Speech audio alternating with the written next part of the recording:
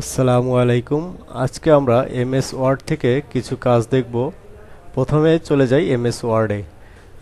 এখানে দেখুন, এমএস ওয়ার্ডে আমরা যদি কিছু লিখতে চাই সেক্ষেত্রে এখানে লিখব। আমরা প্রথমে সাইজটা একটু বড় করে নিই। লিখি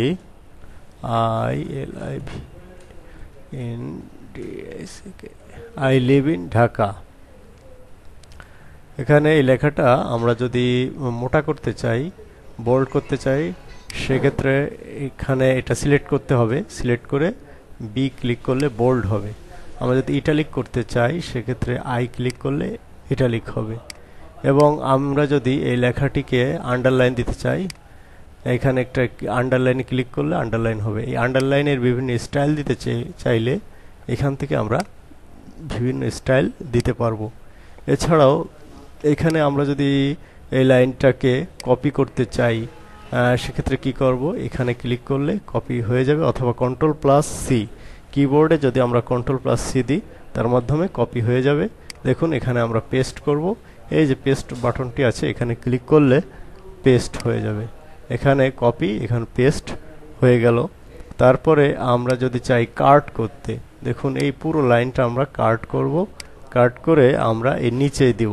প্রথমে আমি সিলেক্ট করি কন্ট্রোল প্লাস এক্স, অথবা এই যে চিহ্নটা আছে এটা দিয়ে আমরা কাট করতে পারি।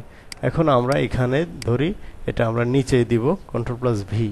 কপি আর কাটের মধ্যে পার্থক্য হচ্ছে কপির দ্বারা সেই জিনিসটা পূর্বের স্থানে থেকে যাবে, আর কাট করলে ওখান থেকে সম্পূর্ণরূপে চলে আসবে।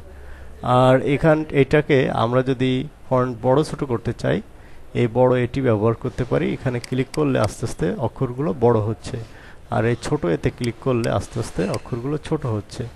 তারপরে আমরা এই পুরো লেখাটি যদি চাই যে সব সব লেখাটি প্রথম অক্ষরটা বড় হাতের হবে তাহলে সেন্টেন্স কেস দেব।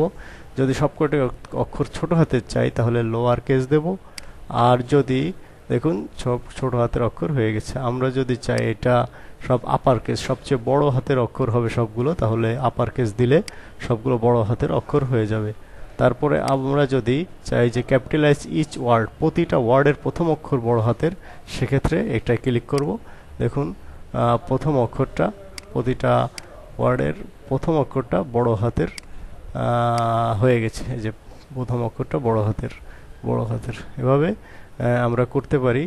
তাছাড়া আমরা যদি কালার করতে চাই তাহলে ফন্ট কালার এভাবে কালার করতে পারি।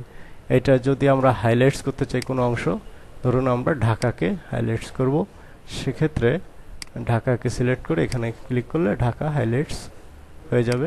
দেখুন এভাবে আমরা হাইলাইটস করতে পারি। এখানে আমরা যদি এই লেখাটিকে মাঝে নিতে চাই, এখানে ক্লিক করলে এটা মাঝে চলে যাবে।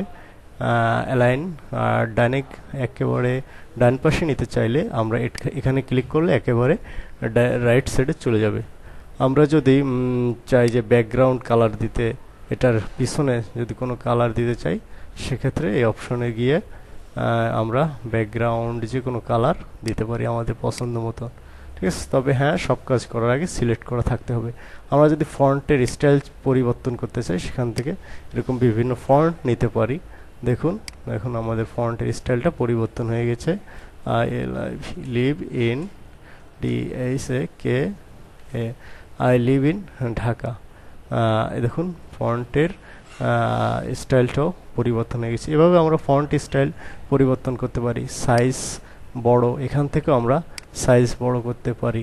যত চাই আমরা সেভাবে সাইজ এখান থেকে নিতে পারি, অথবা কন্ট্রোল প্লাস থার্ড ব্র্যাকেট এবং সেকেন্ড ব্র্যাকেট, এটা আপনার কিবোর্ডে আছে, এর মাধ্যমে আপনারা ছোট বড় করতে পারেন লেখা। দেখুন এভাবে ছোট, দেখুন আমরা সেখানে ছোট বড় করতে পারি। এছাড়া আমরা এখান থেকে এই যে লেখাগুলো লিখলাম এটা যদি পূর্বের ফরম্যাটে নিতে চাই, জাস্ট এখানে ক্লিক করলে পূর্বের যে অবস্থা ছিল কোনো স্টাইল ছাড়া সেই অবস্থায় চলে আসবে। হ্যাঁ, পূর্বের অবস্থায় একেবারে এখানে চলে আসবে। হ্যাঁ, এরপরে যদি আমরা এই লেখাটিটা আবার বড় করতে চাই, সাইজটা এখানে সাইজ আমরা বড় করে নিতে পারবো। এছাড়া এই লেখার উপরে যদি কোনো ক্রস চিহ্ন দিতে চাই, দাগ দিতে চাই, সেক্ষেত্রে আমরা এখানে ক্লিক করলে ক্রস চিহ্ন হয়ে যাবে, আবার ক্লিক করলে চলে যাবে। এভাবে আমরা ক্রস চিহ্ন দিতে পারি। আজকে এই পর্যন্ত, সবাইকে ধন্যবাদ। আসসালামু আলাইকুম।